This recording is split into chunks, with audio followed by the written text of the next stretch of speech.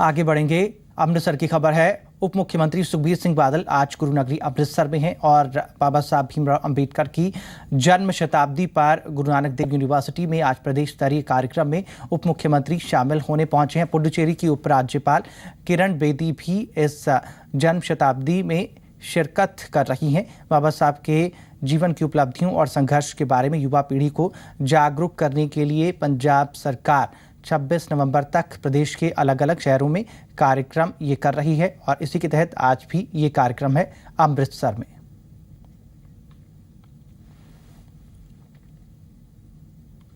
और अब बात चौथे फ्रंट की सियासत की।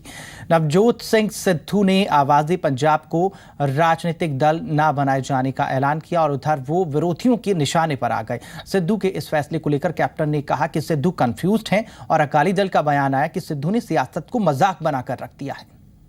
इन्हां दा पता ही नहीं कि चाहुंदे की ने। एक दिन कुछ कहंदे ने, अगले दिन कुछ हो रहा है, तीसरे दिन कुछ हो रहा है। पहला मन बना रहे हैं, फिर सानूं दस्सण, फिर आपां जवाब दे।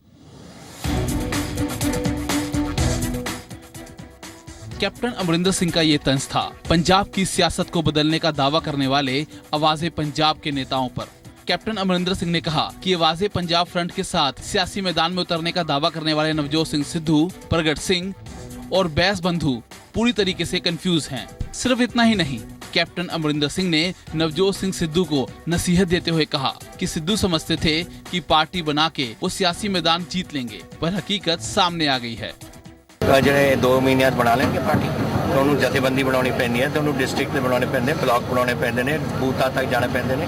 3 ਮਹੀਨਿਆਂ ਚ ਕਰ ਲੂਗਾ। ਇਹਨਾਂ ਦਾ ਪਤਾ ਹੀ ਨਹੀਂ ਕਿ ਚਾਹੁੰਦੇ ਕੀ ਨੇ। ਇੱਕ ਦਿਨ ਕੁਝ ਕਹਿੰਦੇ ਨੇ, ਅਗਲੇ ਦਿਨ ਕੁਝ ਹੋ ਰਿਹਾ ਹੈ, तीसरे दिन कुछ हो रहा है। पहला मन बना रहे हैं, फिर सानूं दस्सण, फिर आपां जवाब दे। उधर अकाली दल ने सिद्धू पर तंज कसते हुए कहा और सियासी लड़ाई लड़ने के लिए वो दूसरों के कंधों की तलाश कर रहे हैं। असलियत पता लग गया, ਜਿਹੜੇ ਮੁਫਤੀਆਂ ਰੋਟੀਆਂ ਪੱਕੀਆਂ ਮਿਲ ਜਾਂਦੀਆਂ ਸੀ, ਪਕਾਉਣੀ ਰੋਟੀ ਬਹੁਤ ਔਖੀ ਹੈ। ਸੋ ਉਹਨਾਂ ਨੇ ਦੇਖ ਲਿਆ 2-3 ਮਹੀਨੇ ਕੋਈ ਇਕੱਲੇ 4 ਹੀ ਸੀ ਆ, ਢੋਲ ਵਜਾਉਣ ਵਾਲੇ ਹੋਰ ਕੋਈ ਹੈ ਨਹੀਂ ਸੀ, ਨਾ ਕੋਈ ਰਲਿਆ। ਜਦੋਂ ਉਹਨਾਂ ਨੂੰ ਕਿਹਾ ਸਿੱਧੂ ਸਾਹਿਬ ਕੋ ਨੋਟ ਨਾਟ ਕੱਢੋ, ਆਪਾਂ ਦਫ਼ਤਰ ਖੋਲੀਏ, ਉਹ ਕਹਿੰਦਾ ਕੀ ਪੰਗਾ ਲੈਣਾ, ਛੱਡਤਾ ਸਰ।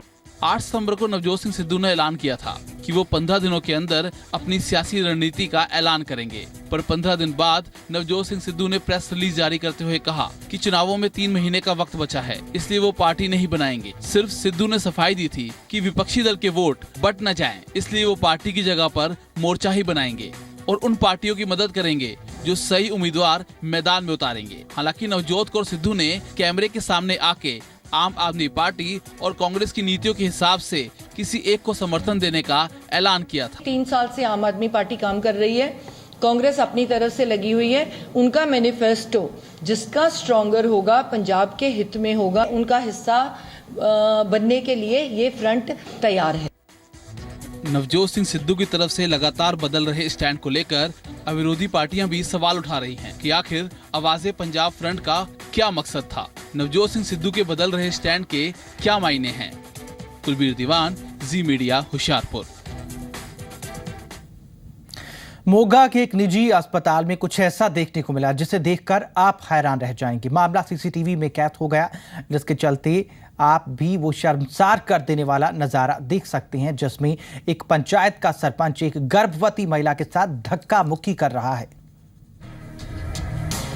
जरा ध्यान अब आप अपनी स्क्रीन पर रखें। ये मोगा का एक निजी अस्पताल का कमरा है। नर्स के साथ मोगा के गांव आलमवाला के सरपंच बैठे हैं। उनके पीछे उनका लड़का है। बातचीत होते हुए गर्मा गर्मी तक पहुंच गई और वो गर्मा गर्मी सामने बैठे शख्स से हटकर नर्स से होने लगी। सरपंच साहब ने सीट छोड़ दी, नर्स भी खड़ी हो गई।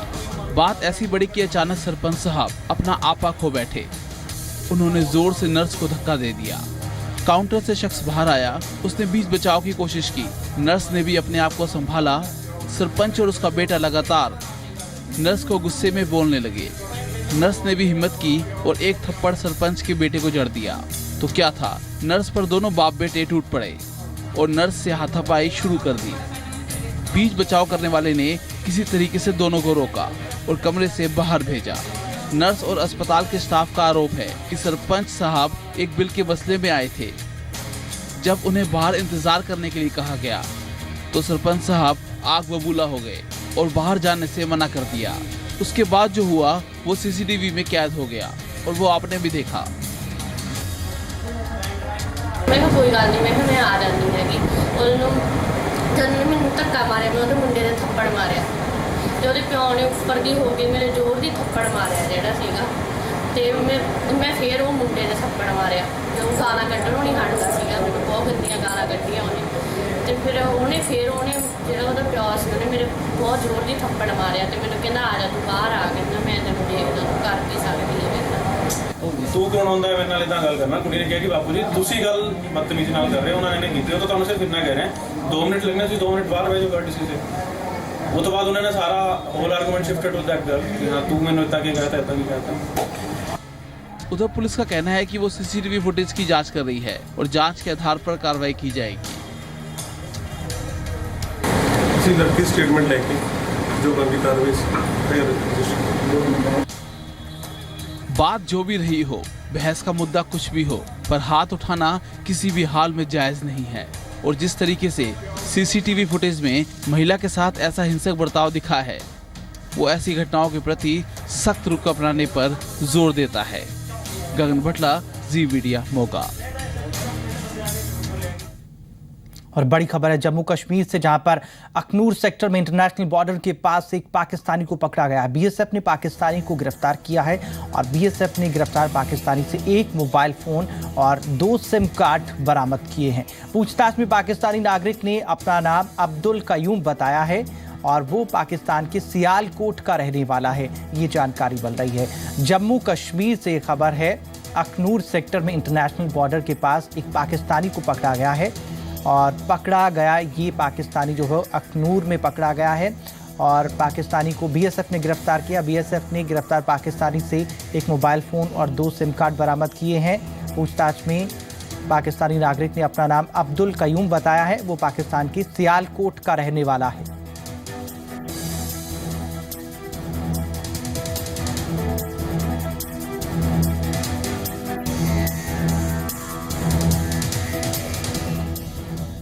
उरी में आतंकी हमले के बाद पाकिस्तान की हालत अब ऐसी हो गई है कि उसके गुनाह कोई अपनाने को तैयार नहीं है। भारत ने तो अभी पाकिस्तान पर अंतर्राष्ट्रीय फोरम पर अपनी बात भी नहीं रखी है, लेकिन अंतर्राष्ट्रीय मंच पर उसकी हालत ऐसी हो गई है कि ना वो घर का रहा ना घाट का। अमेरिका, रूस, ब्रिटेन और फ्रांस के फटकार खाने के बाद अब चीन ने भी पाकिस्तान के आतंकी मंसूबों को देखकर उससे तौबा कर ली है।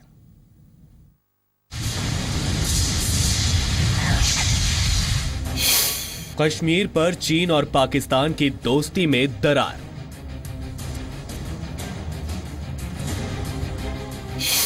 कश्मीर पर चीन ने छोड़ा पाकिस्तान का साथ। उरी हमले के बाद दुनिया भर में घिरे पाकिस्तान की इकलौती उम्मीद थी चीन, लेकिन अब उसके सुर भी पाकिस्तान को लेकर बदल रहे हैं। चीन ने बहुत बड़ा झटका देते हुए साफ कर दिया है कि कश्मीर मुद्दे पर वो पाकिस्तान को समर्थन नहीं देगा। चीन के विदेश मंत्रालय के प्रवक्ता लू कांग ने कहा है, कश्मीर का मुद्दा इतिहास के समय से चला आ रहा है, इस पर हमारा रुख एक सा है। हम उम्मीद करते हैं कि संबंधित पक्ष बातचीत से इसका शांतिपूर्ण समाधान निकालेंगे। चीन का यह बयान पाकिस्तानी मीडिया की उस झूठी खबर के बाद आया है जिसमें दावा है कि चीन ने कहा है कि वो कश्मीर मुद्दे पर पाकिस्तान के साथ है और पाकिस्तानी मीडिया ने झूठी खबर फैलाई थी। 21 सितंबर को चीन के पीएम ली केकियांग और नवाज शरीफ की मुलाकात के बाद कश्मीर मुद्दे पर पाकिस्तान का साथ छोड़ते हुए चीन ने कहा है कि न्यूयॉर्क में दोनों नेताओं ने द्विपक्षीय संबंधों पर और साथ ही समान हितों के अंतर्राष्ट्रीय मुद्दों पर बात की है। ये पहला मौका है जब चीन ने कश्मीर मुद्दे पर पाकिस्तान का साथ देने से साफ इनकार कर दिया हो और चीन का ये रुख दुनिया भर से लताड़ खा रहे पाकिस्तान के लिए 440 वोल्ट के झटके की तरह है। अब पाकिस्तान को दूसरा झटका देने की तैयारी है। भारत चीन के साथ उरी हमले के अलावा जैश आतंकी मसूद अजहर पर भी पाबंदी की बात करेगा। That Jaish-e-Mohammed is a very well-known terrorist organization which has a global reach, and its leader continues to roam freely in the country known for harboring wanted terrorists. The 1267 issue regarding the proscription of Masood Azhar, as well as the latest attack in Uri, have both been the subject of discussion with China. UNGA में नवाज के कश्मीर राग को किसी देश ने नहीं सुना और दुनिया के देशों ने 80% भाषणों में आतंकवाद का जिक्र किया। ऐसे में पहले से मायूस पाकिस्तान के लिए चीन का झटका हार्ट अटैक की तरह है। ब्यूरो रिपोर्ट, जी मीडिया। आज भारत और फ्रांस के बीच 36 राफेल फाइटर प्लेन समझौते पर साइन होंगे और फ्रांस के साथ हो रही ये डील करीब 60,000 करोड़ रुपए की है। प्रधानमंत्री मोदी ने पिछले साल अप्रैल में अपनी फ्रांस यात्रा के दौरान फ्रांस से राफेल लड़ाकू विमान खरीदने की घोषणा की थी और फ्रांस के साथ इस डील पर बातचीत कर रही टीम की रिपोर्ट को रक्षा मंत्रालय ने पिछले महीने ही मंजूरी दी थी।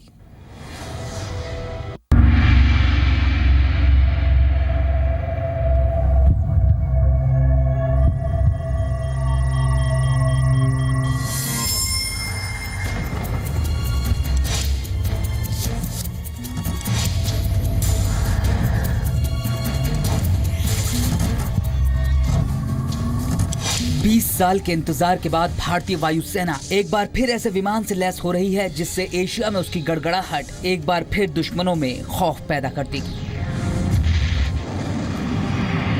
केंद्र सरकार ने लड़ाकू विमान राफेल के सौदे को मंजूरी दे दी है। फ्रांस के साथ 36 राफेल विमानों के सौदे पर 23 सितंबर को हस्ताक्षर होंगे। ये डील करीब 60,000 करोड़ रुपए की है। पिछले साल अप्रैल में अपनी फ्रांस यात्रा के दौरान प्रधानमंत्री नरेंद्र मोदी ने फ्रांस से राफेल लड़ाकू विमान खरीदने की घोषणा की थी। फ्रांस के साथ इस डील पर बातचीत कर रही टीम की रिपोर्ट को रक्षा मंत्रालय ने पिछले महीने ही मंजूरी दे दी थी। रक्षा सहयोग के संदर्भ में 36 राफेल लड़ाकू विमानों की खरीद को लेकर यह खुशी की बात है कि दोनों पक्षों के बीच कुछ फाइनेंशियल एस्पेक्ट को छोड़ करके शेष इंटर गवर्नमेंटल एग्रीमेंट संपन्न हो गया है। साल 2019 तक भारतीय वायुसेना की 2 स्क्वाड्रन राफेल से लैस होंगी। 36 का आंकड़ा सुनने में जरूर कम है, लेकिन एक राफेल दुश्मनों के 5 विमानों को ढेर करने की ताकत रखता है। करीब 60,000 करोड़ रुपए में होने वाले इस सौदे के समझौते पर फ्रांस के रक्षा मंत्री जियां-यीव ली ड्रियान की मौजूदगी में हस्ताक्षर किए जाएंगे। फ्रांस 50% ऑफसेट प्रावधान पर भी सहमत है। इसके तहत फ्रांस सौदे का 50% भारत में फिर से सैन्य उपकरणों में निवेश करेगा, जिससे भारत में हजारों लोगों को रोजगार मिलेगा। ये सभी राफेल फ्लाई अवे कंडीशन में भारत पहुंचेंगे। लंबे वक्त से लड़ाकू विमानों की कमी से जूझ रही भारतीय वायुसेना के लिए 36 राफेल ऑक्सीजन से कम नहीं होंगे। बोल दिया है ऑलरेडी मिनिस्ट्री ऑफ डिफेंस में कि अंतिम इसमें टप्पा जो स्टेज होती है उसमें व्यावसायिक और तकनीकी रूप से यूरोफाइटर टाइफून को मात दे चुका ये जहाज मीडियम मल्टी रोल में दुनिया का सबसे बेहतरीन लड़ाकू विमान साबित हो चुका है। ये रफाल की जो रिक्वेस्ट थी भारतीय सेना की, ये तो 16 साल से भी पुरानी है। प्रधानमंत्री जब गए थे पिछले साल पेरिस, तो उन्होंने एक पॉलिटिकल डिसीजन लिया था कि हम 36 रफाल ऑफ द विंडो लेंगे। उसके बाद प्राइसिंग की नेगोशिएशन चल रही थी। जो इनिशियल प्राइस $12 बिलियन की थी वो नीचे, और यूरोज की थी वो नीचे आके 8.6 हो गई है, तकरीबन 2/3 हो गई है। डेल्टा विंग वाले राफेल में ऐसी कई खूबियां हैं जो इसे बाकी लड़ाकू विमानों से अलग करती है, और यही वजह है कि अब भारतीय वायुसेना के लिए इसे खरीदा जा रहा है। भारतीय वायुसेना के लिए फ्रांसीसी विमान नए नहीं हैं। इंडियन एयरफोर्स 50 से ज्यादा मिराज ऑपरेट कर रही है। MMRCA यानी medium multi role combat aircraft भारतीय वायुसेना के लिए ऐसे विमान की जरूरत 90 के दशक के आखिर में महसूस हुई। भारत ने MMRCA टेंडर की शुरुआत की, तब नजर में थे दुनिया के 6 बेहतरीन लड़ाकू विमान। अमेरिका का F-16, अमेरिका का ही F-18, स्वीडन का ग्रिपेन, रूस का MiG-35, फ्रांस का राफेल और यूरोपियन कंसोर्टियम का यूरोफाइटर टाइफून।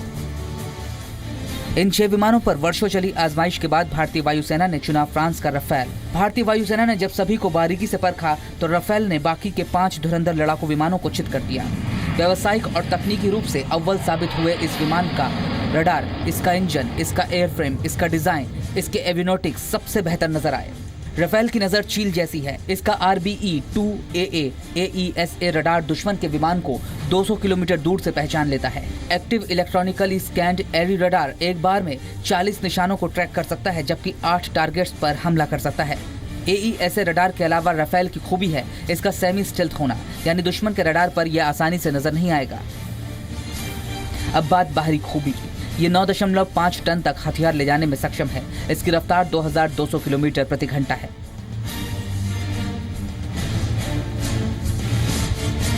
राफेल की इन्हीं खूबियों पर भारत फिदा हो गया। भारतीय वायुसेना को मालूम है कि राफेल मिलने के बाद देश की हवाई ताकत में कितना इजाफा होगा। ये दक्षिण एशिया में एयर वारफेयर के मायने बदल देगा। ये विमान दुश्मनों को अपने असलहे खंगालने पर मजबूर कर देगा। ब्यूरो रिपोर्ट, जी मीडिया। इस बुलेटिन में फिलहाल इतना ही। नमस्कार।